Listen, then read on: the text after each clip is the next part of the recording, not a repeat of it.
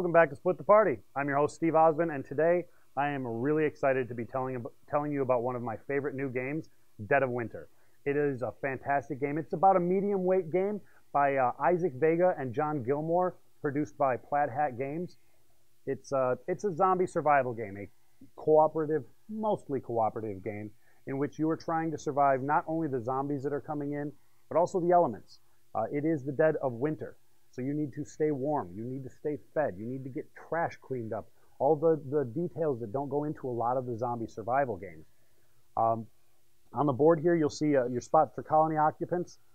This is a limiting factor as to how many people you can actually have in here. And then you have where the zombies are coming in. Zombies overrun if at any point one of these is full, and that's the only time zombies actually attack. Zombies attacking is less frequent in this game because it's not focused on surviving and killing just zombies. It's focused on surviving all of the elements, having to go and do things for your colony to continue to survive. And while you're doing them, zombies are a problem. So you are less likely to actually have zombies breaking down your wall as you are to have zombies find you as you're running to the grocery store to find extra cans of food. On this side of the board, you have a couple of the elements that really make this game stand out from other games. You've got the crisis cards. Crisis cards on everybody's turn, on every round, I'm sorry, you're going to flip up a crisis card, and that card will tell you a secondary objective that you need to complete during the next round. For instance, maybe rodents got in and they ate a bunch of your food. So you need to go out and you need to find a certain amount of food. And if you don't find it, the people in camp are going to generally become less happy. There may be other detrimental effects, but they're at least going to become less happy. So your morale is going to drop. Now, if your morale ever drops to 0, the game is over, you lose. If you can't complete your main objective before the round tracker gets to 0, you lose. So every game round, you're going to be trying to complete the crisis card while also working towards your main objective. Another thing on the board here that changes things quite a bit for this game is the waste pile. It is a small mechanic, but I really, really like the way they handle it. Every time you play a card from your hand, it doesn't just disappear. It goes into the waste pile. If you use a can of food to feed someone, that can gets dropped in your colony, and you've got garbage sitting around. If you don't clean the garbage up, not only is it visually unappealing to have it laying around, but it's unsanitary, it's unhealthy. Your morale will start dropping if you have too much waste sitting around. So you have to start taking actions to clean that up, to keep your colony livable and as close to a normal habitat as possible. The final thing among the cards that really changes the game are the crossroads cards. They're actually using the crossroads system for the Dead of Winter, which they've created. What this is on my turn, the player to my right is going to draw the top card from the crossroads deck, and he's going to read some words in italics here silently to himself. If I meet those criteria at any point, he'll have 2 different options, and he will read those aloud, and I have to choose one of them.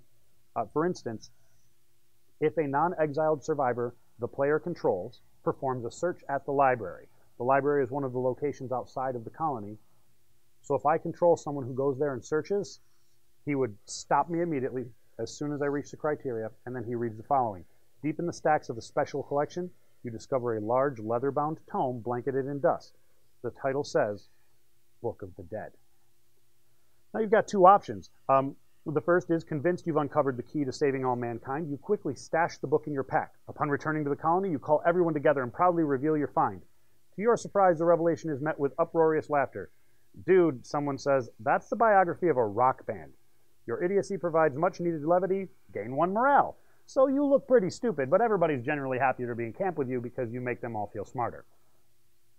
Option 2, wow, this weighs a ton, you say to yourself. I bet it could do some real damage. You hoist the book to a 2nd-story window and drop it onto the head of a passing zombie dressed like a bike courier, its crushed head exploding like a rotten melon.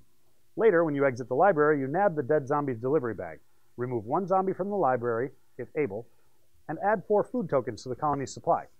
So either way, it's not actually the Book of the Dead, but it may either help you get some food or it can help raise morale. It gives you the option of how you want the narrative to go. And the entire game is done that way with a very narrative style. For each of the main objectives, there's a page in the book that will give you an opening scenario that you read, giving the flavor of what's going on in the camp. The whole thing plays out more like 6 to 7 days in the life of people who are trying to survive in the winter in a zombie apocalypse, and less like that desperate rush to kill as many zombies as you can before they finally overwhelm you. The characters are really, really well done. They have everything from lawyers and a mayor, a politician, to a palm reader, a dog who is capable of wielding equipment, so he can actually shoot zombies, which is kind of fun. A couple of my favorites, Felicia Day and Kodiak Colby, because they are my promos, and I'm very proud of them.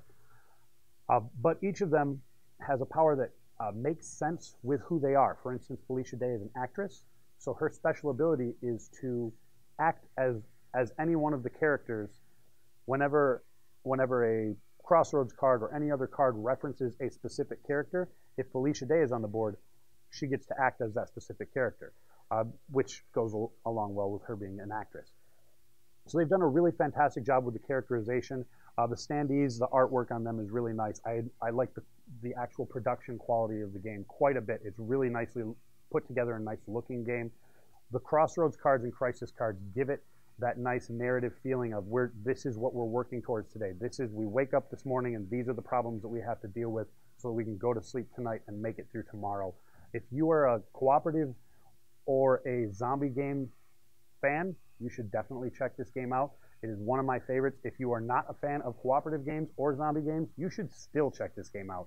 It is, again, it's one of the best games that I've played in the last year, and it won fan favorite at Origins for Game of the Year, so that says a lot.